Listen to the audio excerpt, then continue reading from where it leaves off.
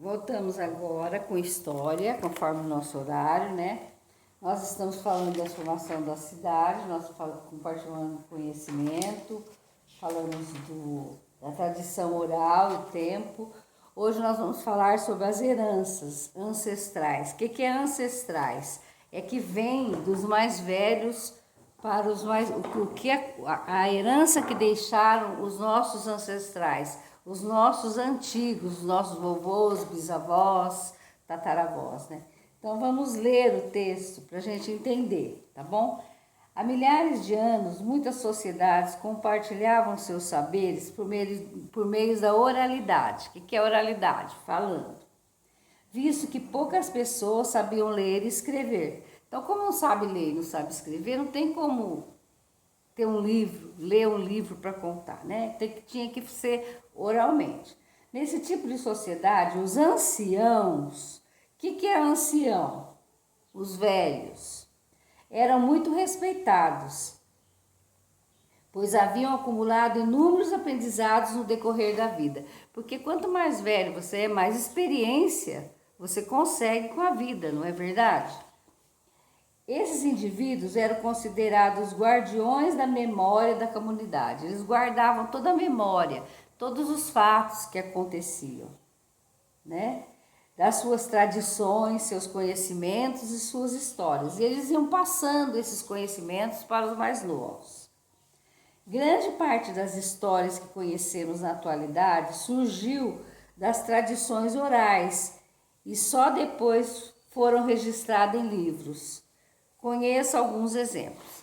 Antes eles não registravam, então só contavam. Com o tempo, depois que surgiu a escrita, as letras, as pessoas aprenderam a escrever, a ler, eles registravam essas memórias em livros.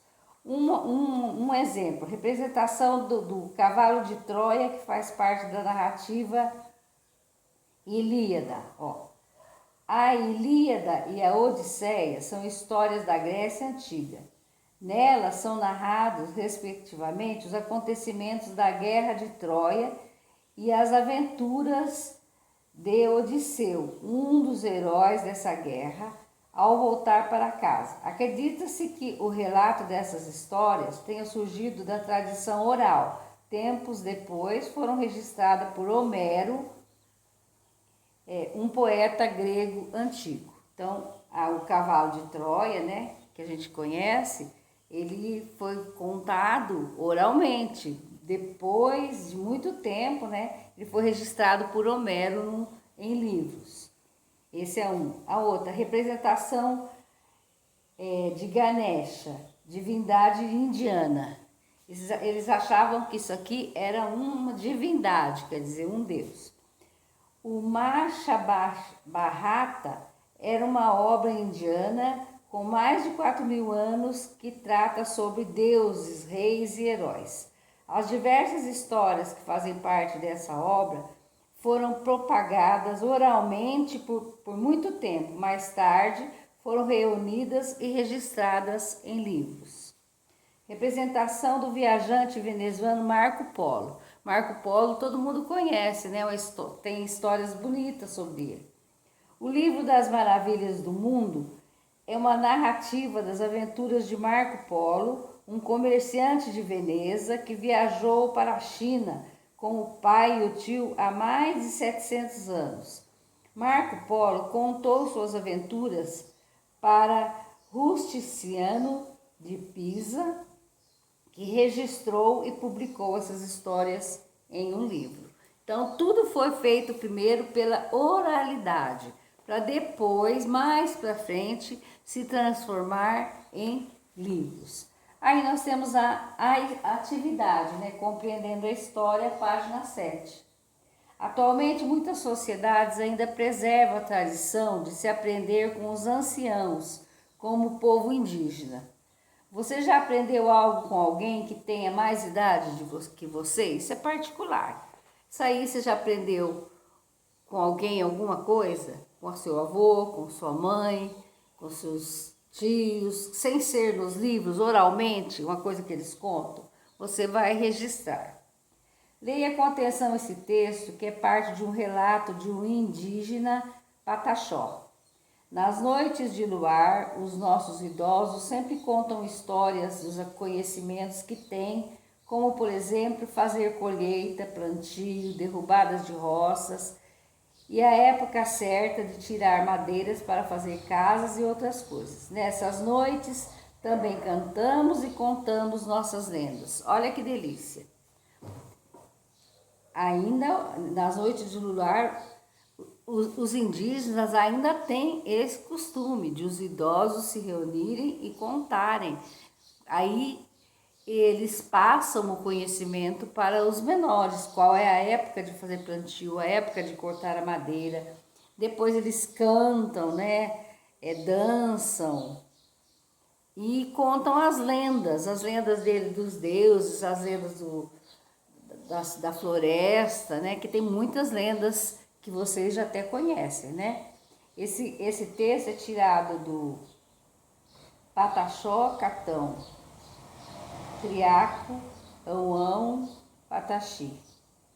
Caminhando pela história Pataxó, São Paulo, Garçom, em 2004. Esse é um livro, não é da internet. De acordo com a sua leitura, que tipo de local o povo Pataxó habita? Hein? O que vocês acham? Eles viviam na cidade ou no meio rural, nas matas, nas florestas? Quem são os responsáveis por ensinar os integrantes mais jovens da tribo Pataxó? Quem que ensinava? Eles iam no livro? Então, vocês releem o texto e vejam que conhecimentos são compartilhados entre os pataxós na noite de lua. Quais conhecimentos que eles passavam para os mais novos? Assinale a ilustração que representa o modo de vida descrito no texto. Aqui nós temos dois modos de vida. Um lado indígena, nós também tem um índio, tem uma fogueira no meio, à noite, e o outro de uma sala de aula, uma professora lendo um livro.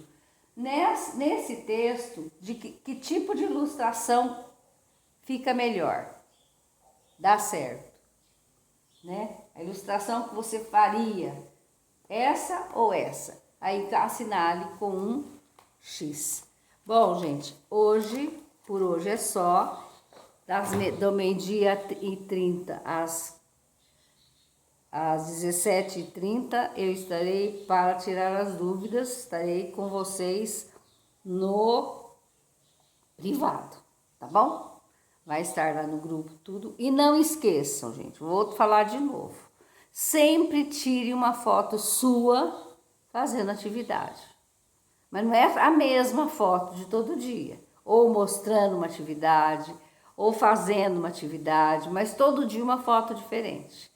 E coloca no teu privado, porque senão eu não tenho material para mandar. Não é? E a foto da atividade feita, claro, né? Sua foto é a foto da atividade. Tá bom? Muito obrigado. Até amanhã.